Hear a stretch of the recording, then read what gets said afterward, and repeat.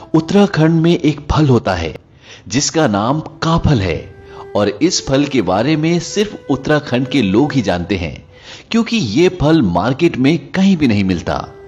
ये फल गर्मियों में जंगल में अपने आप उगता है और जब ये फल आता है इस फल के साथ दो चिड़ियाएं भी आती हैं जिनमें से एक चिड़िया कहती है काफल पाको मिलनी चाको, यानी काफल पक गए लेकिन मैंने नहीं चखे, और दूसरी कहती है पताच बेटी पताच, यानी पता है बेटी पता है।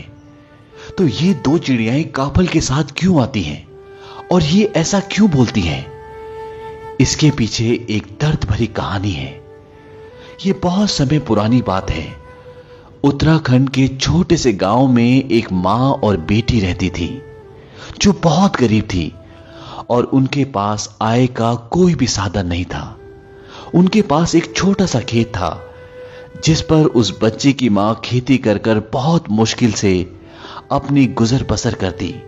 लेकिन जब भी काफल का मौसम आता तो उस बच्चे की मां जंगल से काफल तोड़कर लाती और उन्हें बेचकर कुछ पैसे कमा लेती, जिसकी वजह से उनके कुछ दिन आराम से निकल जाते। उस बच्ची की मां को पूरा साल काफलों का इंतजार रहता। एक सुबह की बात है, उस बच्ची की मां सुबह सुबह जंगल से काफल तोड़कर ले आई, लेकिन उस सुबह उसे खेतों में काम करने के लिए जाना था। उसने सोचा कि वो शाम को काफल बेचने जाएगी। उसने अपनी बेटी से कहा कि मैं खेतों पर काम करने के लिए जा रही हूं और जब मैं वापस आऊंगी तब मैं अपने हाथों से तुम्हें काफल दूंगी, उससे पहले तुम काफल मत खाना। और जब वो थक हार कर खेतों से वापस आई तो उसने देखा कि टोकरी में काफल बहुत कम बचे थे। ये देखकर उसे बहुत गुस्सा आया।